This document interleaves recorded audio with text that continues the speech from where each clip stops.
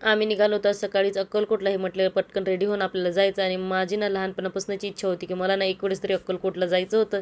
आणि तो दिवस ना फायनली आला होता. आणि हे म्हटलं पटकन रेडी होऊन आपण जाऊया. आणि मग तर माझा आनंदाचा ठिकाणच नव्हता. पटकन मी मुलांसाठी खाऊ वगैरे बनवलं आणि आम्ही निघालो अक्कलकोटला जायला. आणि खरं सांगू का, मला तर एवढं काही माहिती नव्हतं बरं का. मला स्वामींचं नाव काय होतं हे पण माहिती नव्हतं. जेव्हा मी लहान होते ना, मी ना आजारी वगैरे पडले ना, बाबा मला हॉस्पिटलला घेऊन जायचे ना. आमच्या इथं एक डॉक्टर होते, ते मला हमेशा म्हणायचे, बाळा भिवू नको, मी तुझ्या पाठीशी आहे. असं कोण म्हणतं, मला हमेशा म्हणायचे. आणि तुला जेव्हा गरज पडेल ना, तू त्यांचं नाव घे, तुला काहीही होणार नाही, भिवू नको. भिवू नको हे शब्द आहे ना, त्यांचा माझ्या खूप मनातच लागला होता. आणि मी हमेशा तेच नाव घ्यायचे. आणि मग ना मी मनाभावातून त्यांचं नाव घ्यायचे. आणि ते मला कधी गरज पडली ना, तुम्हाला सांगतो, मला असं वाटायचे की ते माझ्यासमोरच आहे. मला काही एवढी पूजा हे ते असं काही येत नाही, पण जेवढं माझ्या मनाभावाने येतं ना, मी तेवढं करते. आणि तिथं गेलो होतो, अक्कलकोटला पोचलो, रात्र झाली होती. आणि तुम्हाला सांगते, तिथं जाऊन ना रात्रीच्या 8 वाजता आरती लागली माझ्या हाती. आणि मग तर मला खूप छान वाटलं.